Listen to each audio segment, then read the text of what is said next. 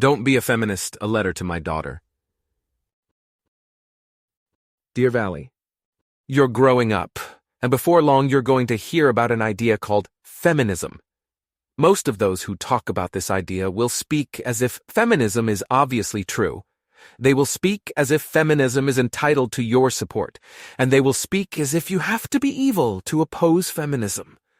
As I write this, you're still too young to read it, but I want to get my thoughts down on paper now, so they're waiting for you when you're ready.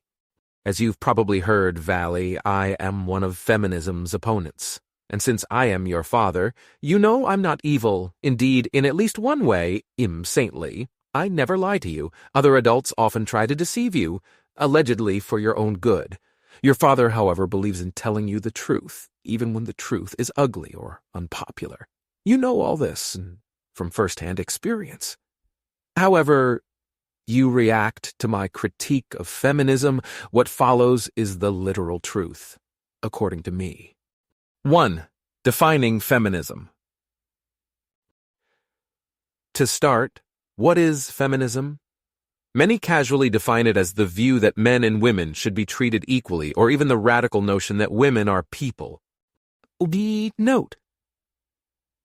Or as this article in The Economist opens, to be a feminist is simply to believe that everybody should be treated equally regardless of sex. It means you think that there should be equality of the sexes economically, socially, politically, and personally. However, virtually all non-feminists in the United States believe exactly the same thing. In this careful 2016 survey, for example, only 33% of men said they were feminists. Yet 94% of men agreed that men and women should be social, political, and economic equals. So what? Well, the whole point of a definition is to distinguish one concept from all the others. Any sensible definition of feminism must therefore specify what feminists believe that non-feminists disbelieve. Defining feminism as the view that men and women should be treated equally makes about as much sense as defining feminism as the view that the sky is blue. Sure, feminists believe in the blueness of the sky, but who doesn't? What then is a reasonable definition? A definition that identifies the central point of contention between feminists and non-feminists. Something like this. Feminism is the view that society generally treats men more fairly than women. Note, a stickler could append, even though both genders ought to be treated equally. Wikipedia conventionally defines feminism as a range of socio-political movements and ideologies that aim to define and establish the political, economic, personal, and social equality of the sexes, but then more thoughtfully adds, feminism incorporates the position that societies prioritize the male point of view and that women are treated unjustly within those societies. Feminism, Wikipedia, May 12, 2022, Kaplan Bryan, Against Argumentative Definitions. Almost any self-identified feminist work you examine will heavily focus on society's alleged mistreatment of women relative to men. Some of the more readable works include The Feminine Mystique by Betty Friedan, Simone de Beauvoir, The Second Sex, Feminism is for Everyone by Bell Hooks, and Good and Mad by Rebecca Traister. What makes my definition so superior to the competition's? Just talk to self-identified feminists and non-feminists, and you'll see that my definition fits the common usage of the word. Ask any feminist if society generally treats men more fairly than women, and they'll confidently agree. If you push further and ask, doesn't society sometimes treat men unfairly too? They'll respond along the lines of, sure, but the point is that women endure far more unfairness than men. In contrast, if you ask non-feminists if society generally treats men more fairly than women, they won't rush to sign on the dotted line. Instead, they'll say, maybe in some ways, express agnosticism, flatly disagree, or just shrug. Upshot. You should be a feminist if and only if society generally treats men more fairly than women. So does it? This is a complex, confusing question, but we can credibly answer it. How? The best way to tackle complex, confusing questions, as I've taught you, is to break them into simpler, clearer steps. Here are the steps I propose. Step 1.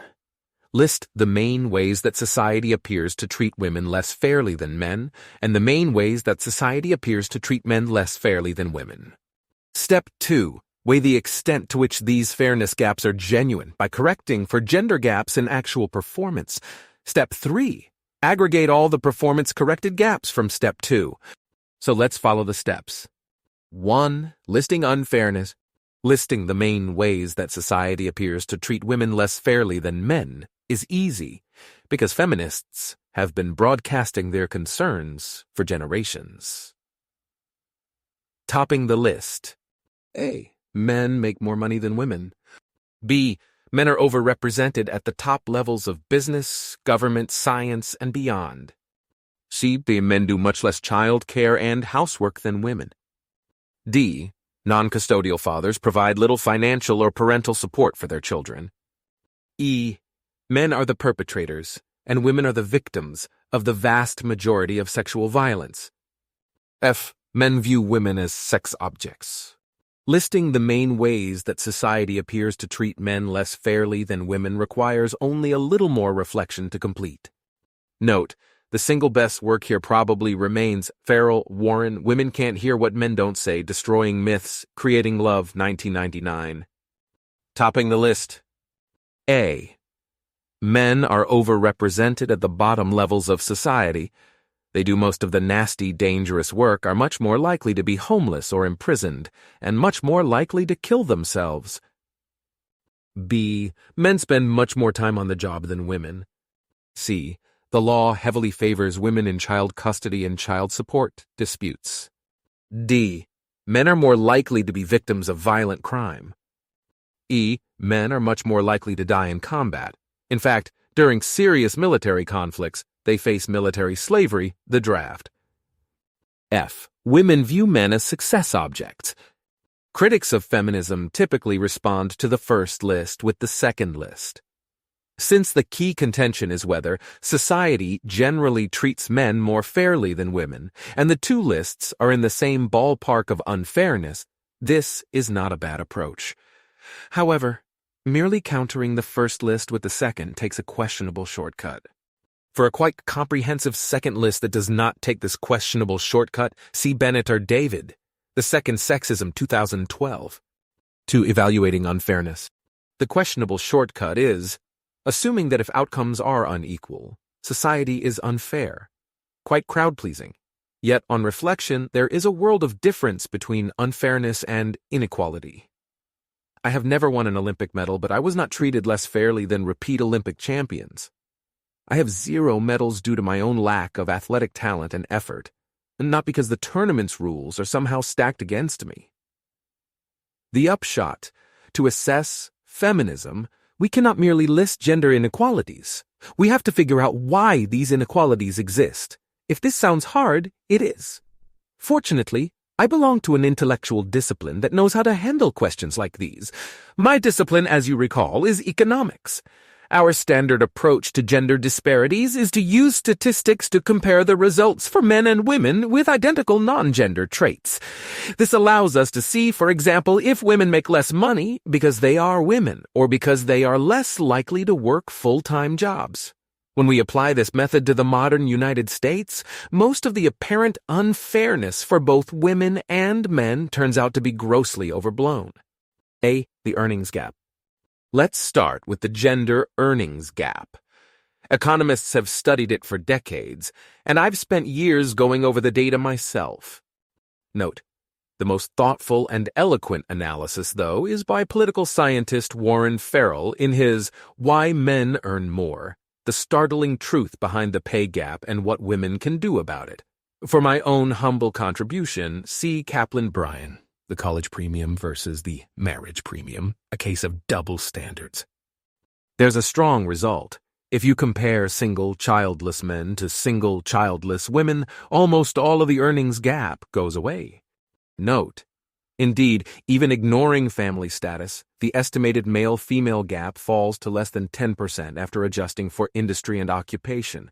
This has been true for over 3 decades. Blau, Francine, and Kahn, Lawrence, The Gender Wage Gap, Extent, Trends, and Explanations. The overwhelming reason women earn less is that the average man focuses heavily on making money, while the average woman tries to balance making money, caring for her kids, and self-expression. Honestly, though, the statistics are overkill. If it were really true that women were paid, say, 20% less than equally productive men, every business would have a no-brainer get-rich-quick strategy. Fire all your men and replace them with women, cutting labor costs by up to 20%. If this strategy really worked, it would have swept the economy ages ago. Why complain about unfairness when you can become a billionaire by counteracting it? Admittedly, there are a few clever economists who acknowledge all these facts, yet still decry women's unfair pay. How? One popular story blames society for failing to have massive social programs to give mothers easier choices.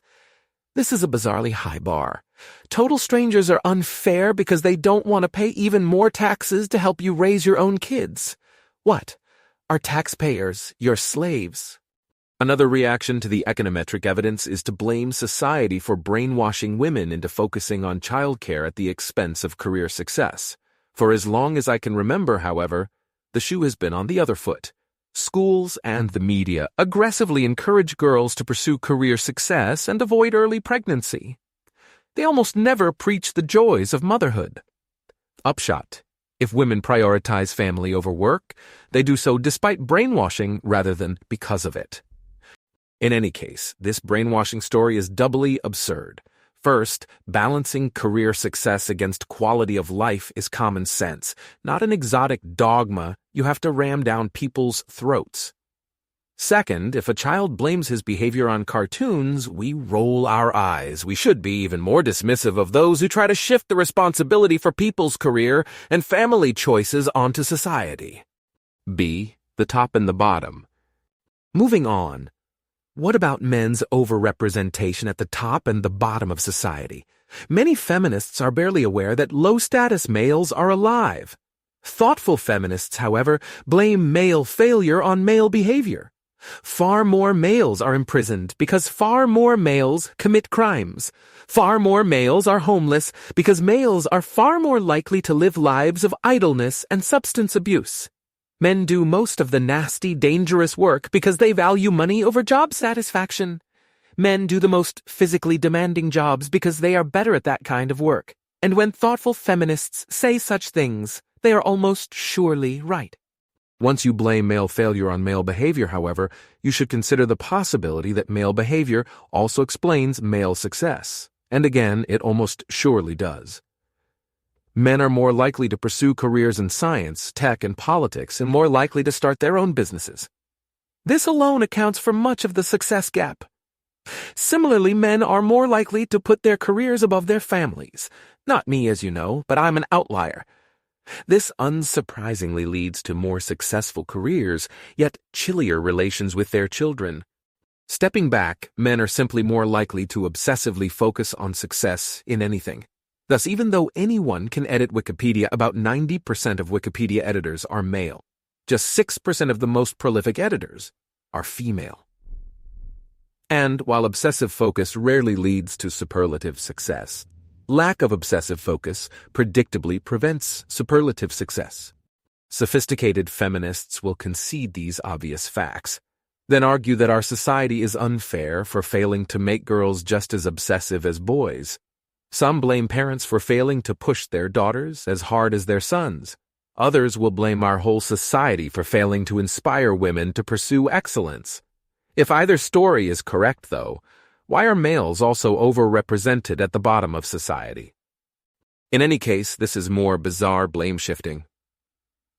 As you know, from a young age I've tried to give you and your brothers ample freedom to live your lives as you think best. I never pressured any of you to pursue superlative achievement at the expense of family and fun. Was this unfair of me? Was it unfair of total strangers to leave us in peace? C. The family. What about housework and child care? Women definitely do the lion's share. However, it is also true that men spend more time doing paid work pay that family men routinely use to support their families. If you look closely at the numbers as I have, you will discover that married men's and married women's average hours of paid plus unpaid toil are almost exactly the same, at least in the modern United States. Admittedly, this average conceals much variation. Working moms do indeed spend more time toiling than working dads. Stay-at-home moms, in sharp contrast, spend markedly less time toiling than working dads. It is worth pointing out as well that a great deal of housework and childcare is discretionary anyway.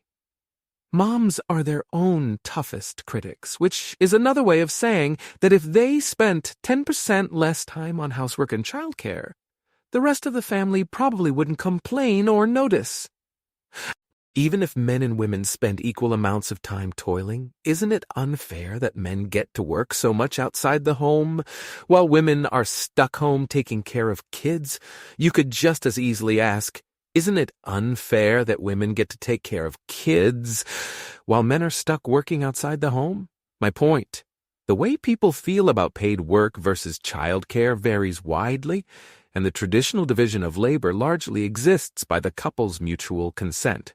Moms usually want to be their kids' primary caregiver, and almost never want to work while the dads stay home, and most dads favor the same arrangement. Now, if the traditional division of labor were obligatory, you might object that it is unfair to non-traditional parents of both genders. Happily, it's not. The traditional division is just the leading option. If you want something else, don't lash out at society.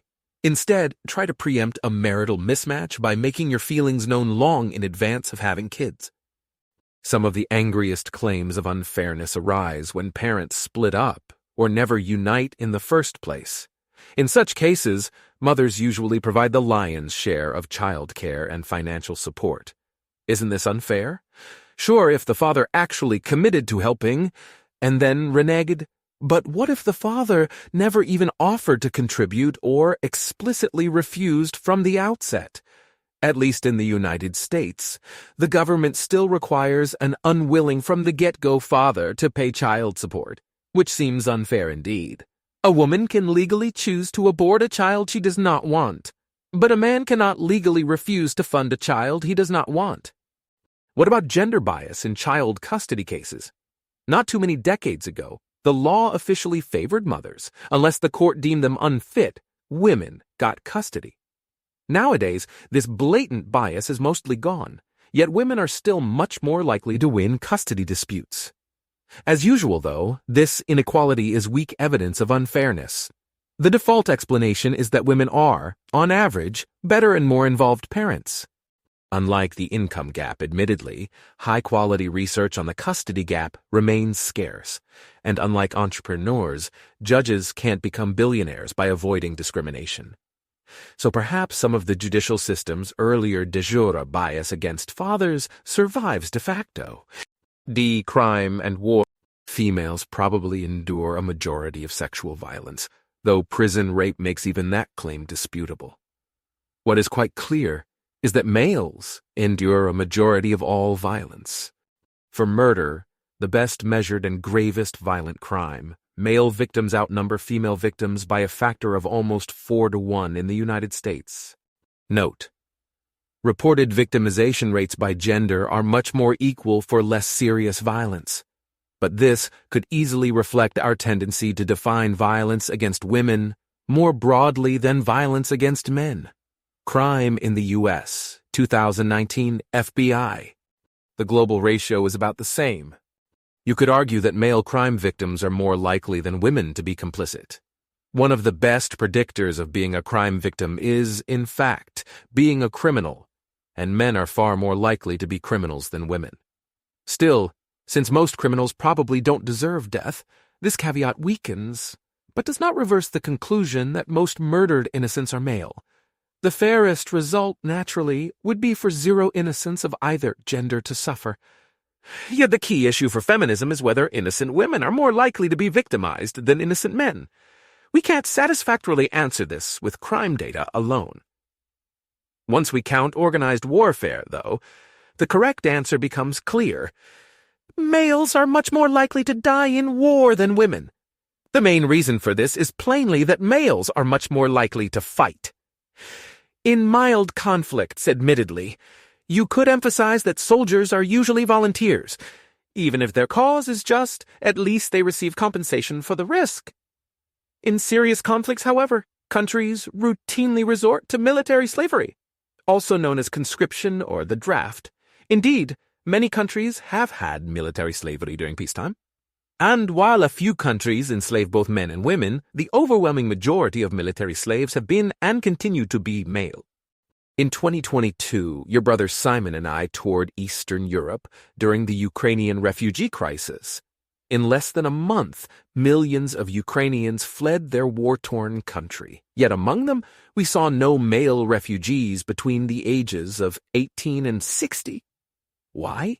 Because the Ukrainian government refused men in this age range permission to leave. Even if they're not soldiers, they're legally required to stay behind as human shields in a savage war. Why? Because they were born male. Objectification.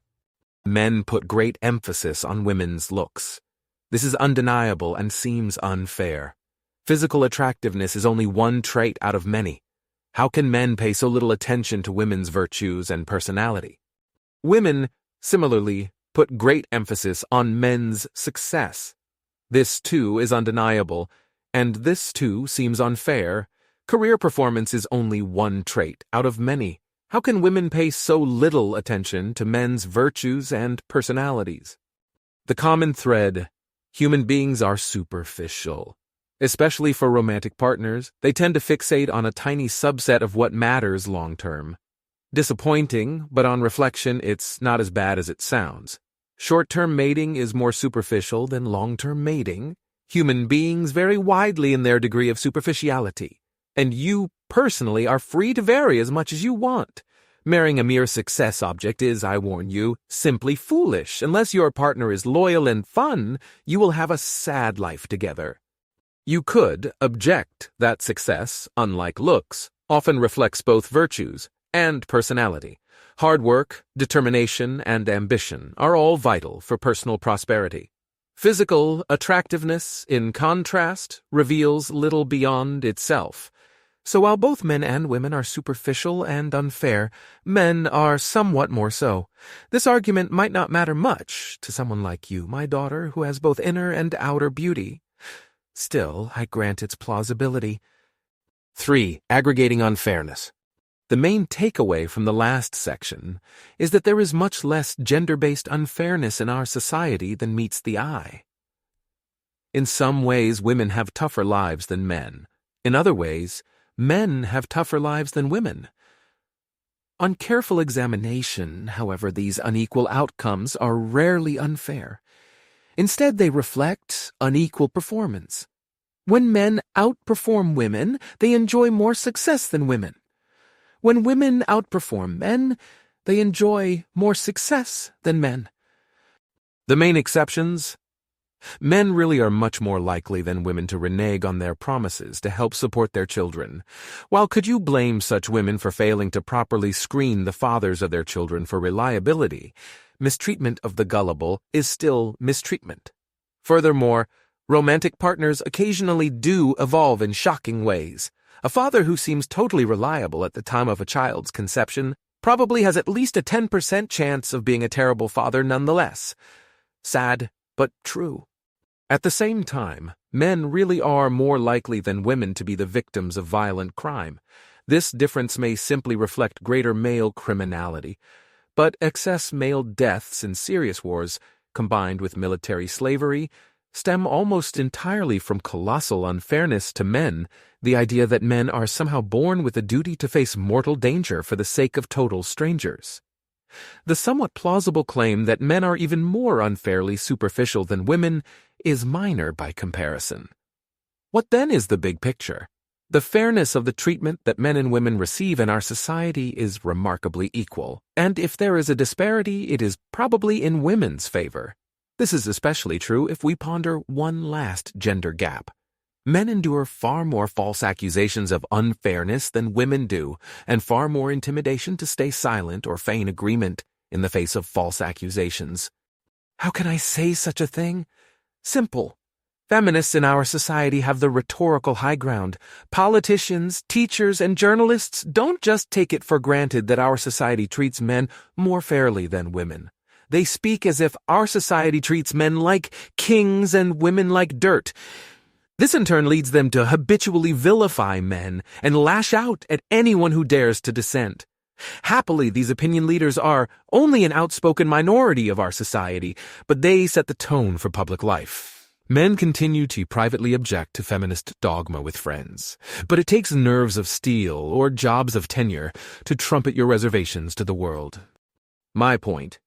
Suppose that society treats men and women equally fairly, with one exception. Opinion leaders habitually claim that one gender's treatment is vastly worse. This rhetoric would, ipso facto, make society's treatment of the other gender unfair. In a world without feminism, it wouldn't be crazy to argue that society treats men a little more fairly than women. If you add a hyperbolic, prominent feminist movement to that world, however, you have just tipped the scales of fairness the other way. Still, it's tempting to stonewall. Despite all these arguments, feminism just seems true. Honestly, I feel the temptation myself. Here's what I think is afoot. First, contra feminism, human beings take female suffering more seriously than male suffering. Consider the classic lifeboat slogan, women and children first. We expect men to be stoic and chivalrous, to gladly and silently sacrifice for the sake of women. As a result, we fixate on female suffering, even when male suffering is vastly greater. Perhaps the most notorious instance was Hillary Clinton's 1998 statement that women have always been the primary victims of war. Women lose their husbands, their fathers, their sons in combat. Even when the males are literally dying, it remains rhetorically easier to get people to lament the collateral misery of the women who knew the fallen. Feminism succeeds because it is false. Claims about the unfair treatment of women capture our attention because men and women in our society especially abhor the unfair treatment of women. Second, the feminist movement freely deploys intimidation against critics, no matter how mild or unwitting their criticism. Indeed, feminists' standard operating procedure is to make outlandish claims backed by thinly veiled threats to get mad at anyone who calls their bluff. As a result, we hear little public criticism of feminism. Even people who disagree with feminist complaints often bill themselves as defenders of true feminism, trying to invoke this magic word as a shield. All this spawns the illusion that feminism is so intellectually impervious that critics are at a loss for words. The reality is that feminism is so rhetorically dominant that critics fear opening their mouths. 4. Feminism around the world and over time. If you're paying attention, you'll note that when I compare how society treats men and women, I am largely talking about the modern United States, along with other rich, Western, English-speaking countries. If we look at other countries and time periods, we can easily find societies that do blatantly treat men more fairly than women. In such societies, feminism would be true, and if you had the misfortune to live there, you should be a feminist. Though even then, you should definitely not embrace the whole Western feminist intellectual, attitudinal, and behavioral package. Take Saudi Arabia. Until recently, every Saudi woman had a male guardian, typically a father, husband, brother, or uncle who could legally forbid her to work, travel, or marry. Prior to 2019, Saudi women were not legally allowed to drive, even with the permission of their guardians. In this system, you but not your brothers would be treated as a child for life. True, Saudi Arabia also has plenty of gender-neutral tyranny. They really do execute both men and women for blasphemy. Yet the Saudis' overall treatment of women is much worse. In Saudi Arabia, I would be a feminist, though I would probably be too terrified to publicize the fact. While Saudi Arabia is one of the most blatantly anti-female countries in the world, it may be far from the worst. The two most populous countries on Earth, China and India, have strangely imbalanced gender ratios. For every 100 girls, both China and India have about 110 boys. Many observers take this as a sign of widespread female infanticide, though much of the disparity probably stems from selective abortion. Still, if even 10% of these enormous disparities reflect infanticide, millions of female Chinese and Indian babies have been murdered. Note, to be precise, millions more female than male babies have been murdered. Observed Chinese and Indian sex ratios are consistent with high levels of male infanticide, as long as female infanticide is even higher. Note that if sex-based abortion is 10% as unfair as murder, the total unfairness of the abortions would roughly equal the total unfairness of the murders. The case for feminism in such countries would be ironclad. The same principles hold for any historical society, but proceed with caution. All earlier societies have been much poorer than our own. As a result, women used to endure what we would call extreme hardship. And guess what? So did men, before you conclude that earlier societies treated women more unfairly than men. Therefore, you must assess how both genders fared. Don't just dwell on the plight of an American mother who spent 12 hours a day on housework and childcare back in 1900. Instead, compare her plight to her husband's. This won't merely give you a better historical perspective. It will highlight how much of the progress that women have enjoyed since 1900 reflects not feminist ideas, but the rising prosperity of men and women alike. The cleverest objection to my sanguine view of gender in modern Western countries, by the way, is that feminism has become false because of feminism. In this view, American society in 1950 did indeed treat men much more fairly than women. Then the feminist movement arose and raised awareness. The movement didn't just change norms, it inspired governments to ban discrimination, sexual harassment, and much more. Without continued feminist pressure, governments would ease up and the unfairness of earlier times would re-emerge. According to this story, that is why economists detect so little gender discrimination in the labor market.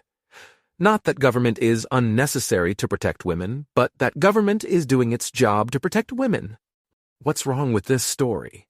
To repeat, if it were really true that businesses were paying women 20% less than equally qualified men, then every business would have a no-brainer get-rich-quick strategy. Fire all the overpaid men and replace them with women. Laws against discrimination really are like laws against burning money, a witch hunt against an offense that, properly measured, barely exists. Laws against sexual harassment are more complicated. Clearly, government regulation has greatly reduced unwanted on-the-job sexual attention. However, the government has also greatly reduced wanted on-the-job sexual attention. Regulation, heavily inspired by feminism, has created a workplace climate of fear and repression, where co-workers keep their romantic thoughts and feelings to themselves to protect their careers. What was the workplace like before sexual harassment laws? People who remember the old days are growing scarce, but I have debriefed some. Severe on-the-job sexual harassment was never normal, but co-workers engaged in a lot more flirting and dating. When people, usually women, received unwanted attention, they rejected the pursuer, which usually solved the problem. If that didn't work, they complained to the boss, which usually solved the problem. And if that didn't work, perhaps because the pursuer was the boss, the old adage of, if you don't like it here, you can quit was the final recourse. A perfect system? Hardly. But treating adults like wicked children, as today's laws do, is much worse. 5. Lingering questions. See, isn't patriarchy bad for everyone? When I identify society treats men more fairly than women as the core feminist doctrine, a few critics object, no, the core feminist doctrine is that patriarchy is bad for both genders. This raises two questions. First, do we actually live in a patriarchy? Second, assuming we live in a patriarchy, is it really bad for both genders? Defining patriarchy weakly as a society where males are more successful than females in business, science, technology, and politics, we plainly live in a patriarchy. Yet if, as I previously argued, this success gap largely reflects a performance gap, it is hard to see why this is bad for either gender, much less both genders. Why isn't the best system a meritocracy, where the top rewards go to the highest achievers and individuals decide for themselves if the prizes of success are worth the sacrifices? Note: true, you could consider some of these endeavors to be so corrupt that success is actually shameful. This, as you probably know, is my view of politics. You could fall back on the brainwashing complaint society tells men but not women to strive for success, to the detriment of both genders. But to repeat, this story can't explain why men are overrepresented at the bottom as well as the top of society. Defining patriarchy strongly as a society where males are unfairly more successful than females in business, science, technology, and politics, we don't live in a patriarchy. Still, if we did live in patriarchy so defined, the conclusion that both genders suffer would be credible. While some men would gain from their unearned high status, the waste of female talent would impoverish men and women alike. In other words, unfairness to women is worse than it looks, because it automatically leads to economic inefficiency for humanity. This is a reasonable inference. But if society does not in fact treat women more unfairly than men, the point is moot. Doesn't patriarchy cause suicide? The most superficially plausible version of patriarchy is bad for everyone focuses on high male suicide rates. In the United States, for example, men are now about 3 times as likely to kill themselves as women. Doesn't this show that traditional gender norms and male domination drive men to despair? Hardly. Rather, this is a case of feminist dogmatism. Heads they're right, tails they're right. Simple point. If women were the gender with higher suicide rates, feminists would obviously take this as support for their views. How then can the opposite pattern also support their views? If patriarchy really did cause male suicide, we would expect the most traditional societies to have the highest male-female suicide ratio. The opposite is true. Asia and Africa have the lowest male-female suicide ratio. The region with the highest is Europe. Looking at individual countries, the patterns are all over the place. Sweden has a low male-female suicide ratio of 2.1. Iceland's, though, is 5.1. Famously traditional India's ratio is only 1.3 versus 3.3 in the United States. Why then are men so likely to kill themselves? I could just dogmatically blame feminism for making men miserable, but that doesn't fit the facts either. In the United States, male suicide rates today are almost the same as in 1950, when the feminist movement was barely visible. Female suicide rates during the same period rose about 10%. Looking at the whole U.S. series, suicide rates for both genders slowly fell from 1950 to 2000. Then between 2000 and today, suicide rates rose 30% for men and 50% for women. Why did all this happen? I don't know, but blaming patriarchy is just a conspiracy theory that stifles healthy curiosity. See, aren't we getting fairer? Holding performance constant, it seems much easier for motivated, high-ability women to succeed in America today than in 1950. Doesn't this at least show that feminists in 1950 were correct? Only in isolation. The labor market is probably fairer for motivated, high-ability women today, though it is even clearer that modern labor markets contain far more motivated, high-ability women. Yet for most women, past and present, elite jobs were never a live option, and in other major ways modern society treats women less fairly. In 1950, the vast majority of mothers could count on the father of their children for financial and personal support. Optimistically, perhaps 2/3 of mothers could say the same today. Note, only 60% of children are now born to married parents, and about 40% of marriages end in divorce. Some non-marital fathers and more divorced fathers scrupulously support their children, but the overall picture isn't pretty. Dramatic increase in the proportion of births outside of marriage in the United States from 1990 to 2016. Child Trends, Stevenson, Betsy, and Justin Wolfers. Trends in Marital Stability, Research Handbook on the Economics of Family Law, 2011. Again, the best approach is to methodically review and aggregate all the main alleged forms of social unfairness by gender circa 1950. If we did, I suspect we would discover that elite women were treated less fairly in 1950, but average women were treated more fairly. Main complication. In 1950, males would not have faced the feminist climate of false accusations and intimidation that they endure today. So perhaps the standard view that the unfairness gap has moved in women's favor since 1950 is right for the wrong reason. Relative unfairness against women has fallen because absolute unfairness against men has increased. D.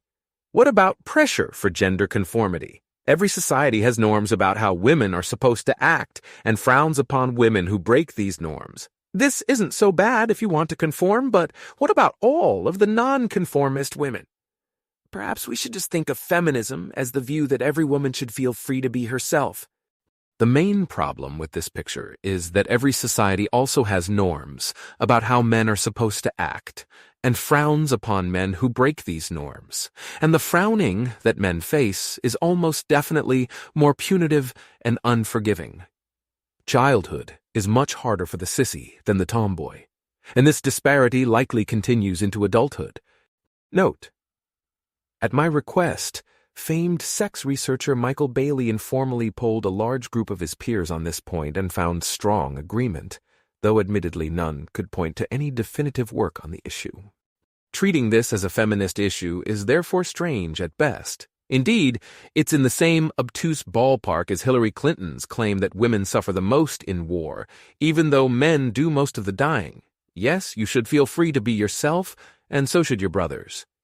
By the way, don't be surprised if feminists try to pressure you into gender non-conformity. While officially they praise a woman's right to choose whatever life she wants for herself, in practice, feminists tend to look down on women who choose traditional gender roles. E. What should you do if your ideas or work are discounted because you're a woman? This is a question from one of my best friends. My answer? To start, never presume that such discounting has anything to do with your gender. Almost every living person feels inadequately appreciated. The simplest explanation is general human egotism. Human beings obsess over their own greatness and neglect the greatness of others. If you're being honest, then you must be mindful of the possibility that you're overrating yourself. Yet even in the worst-case scenario, others are ignoring your manifest greatness because you're a woman. The most constructive response is to A. do even better, and B. be friendly. Trying to intimidate your detractors is emotionally tempting but rarely effective for either gender. Remember, given how egotistical human beings are, getting them to admit their own iniquity is practically hopeless. Instead, make them feel like your success is their success.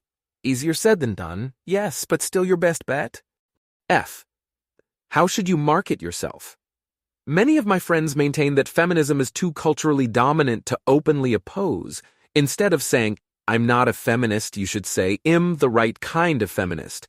Perhaps they're correct, but I'm skeptical. Unless you want to be a professional intellectual, the most prudent course is to focus on actions, not words.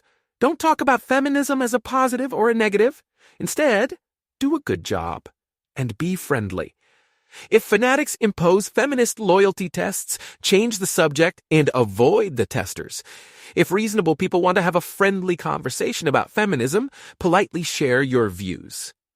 Ideally, you'll have tons of friends and the people inclined to be your enemies won't realize you're alive.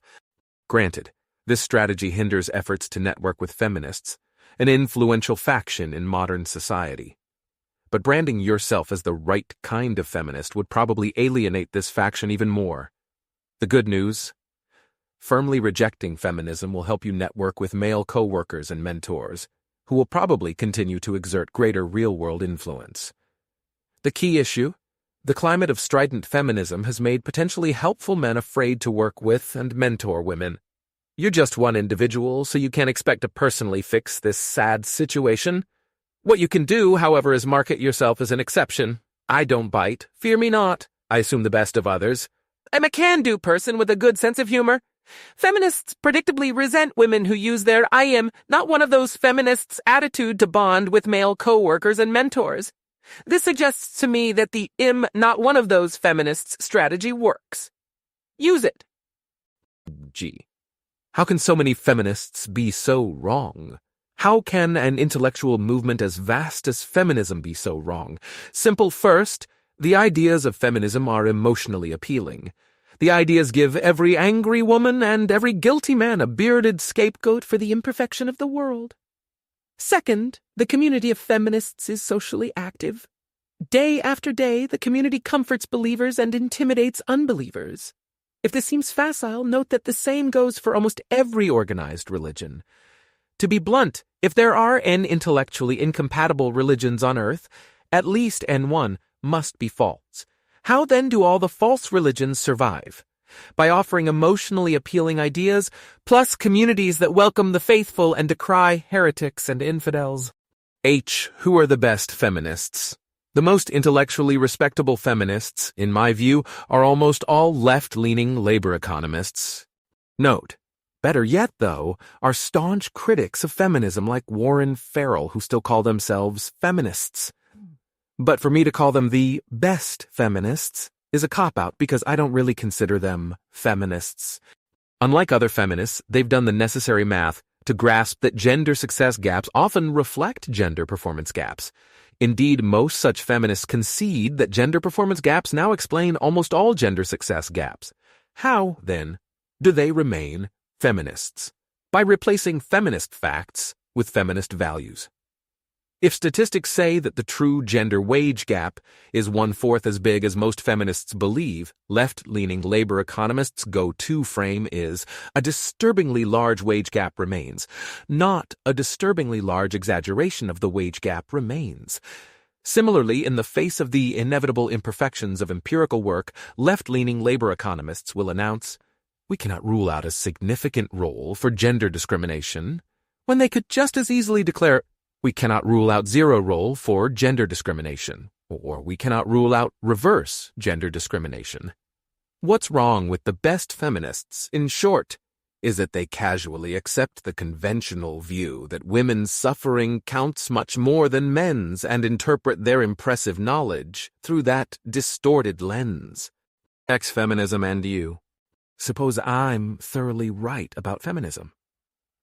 Still, Valley, you could fairly ask, Dad, why do you care so much about what I think about this issue? I've written you precisely one essay-length letter. Why was the topic, don't be a feminist instead of don't be a socialist, or don't be a pessimist? And why didn't I write the same letter to your brothers? My answer, out of all the letters I could write to you, this one will do you the most good. And as your father, I am eager to help you. What's so helpful about your father telling you about the flaws of feminism? First, feminism is a life-tarnishing creed for the adherent, because it makes a virtue out of wallowing in antipathy and self-pity. While many self-styled feminists are kind and happy, this is largely because they don't take their doctrine seriously. Earnest feminism reliably leads to dire character flaws. Earnest feminism leads you to treat men unjustly, to reflexively blame them both collectively and individually for the sheer imperfection of life. Earnest feminism leads you to treat non-feminists unjustly, to respond to reasonable objections with condescension and thinly veiled threats. Earnest feminism turns you against your family to see the father and brothers who have always loved and cared for you as part of the enemy. And earnest feminism leads you to treat yourself poorly to see yourself as a victim, whose only reliable allies are other earnest feminists. Second, I predict my words will dramatically change the way you think. Feminism has become so culturally dominant, especially for young women, that you'll probably end up a feminist unless I talk you out of it. Yet, the intellectual case for feminism is so weak that I think one well-crafted letter will talk you out of it. Or at least leave you with healthy skepticism. My daughter, life is already going to give you some indisputable reasons to feel angry and sad. The wise path is to meet adversity with an optimistic and can-do perspective. Remember that bad things are the exception, not the rule, and plan ahead to make these exceptions rarer still. In practice, feminism spurns the wise path. It trains you to see unfairness where none exists, and the main remedy feminism trains you to deploy is the high-risk, low-return strategy of intimidation. Yes, you might terrify others into doing as you wish, but you're more likely to lose friends and alienate people. In any case, as I've taught you, if the only way to win is to treat innocent people like dirt, you should choose to lose. If treating innocent people like dirt sounds like hyperbole, please Google the hashtag not all men. Whatever their flaws, most intellectual movements make an effort to distinguish wrongdoers from bystanders. When conservatives complain about black crime, for example, they usually go out of their way to acknowledge that most blacks are not criminals.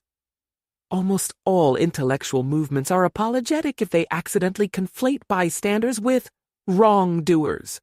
If a conservative casually remarks blacks commit so much crime, and a listener responds, "Are you saying that all blacks are criminals?" the conservative will almost certainly rush to reply with a humble, "Of course not." Feminist thinkers, in contrast, routinely and self-righteously do otherwise. When they complain about male unfairness, they almost never go out of their way to acknowledge that most men treat women fairly.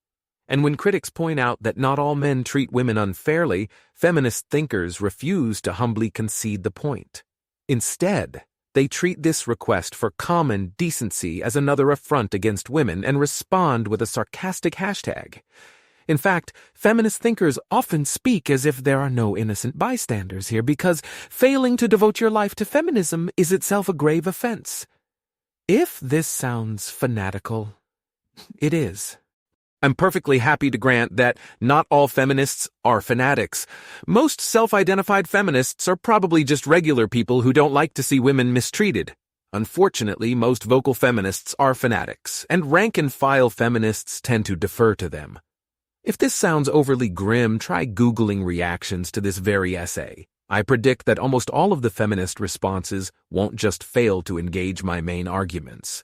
They will have a hysterical tone and heap personal abuse on a man they never met because he challenged their worldview. I wouldn't be surprised if they claimed I was a bad father. Wild accusations, despite severe ignorance. That's fanaticism for you. And to belabor the obvious, being a fanatic is awful a pathway to being wrong and doing wrong. One of the best ways to avoid error and injustice is to acknowledge that human beings are prone to error and injustice, and to remember that you're a human being. If someone politely tells you you're wrong, you should listen carefully and calmly. In a word, rationally.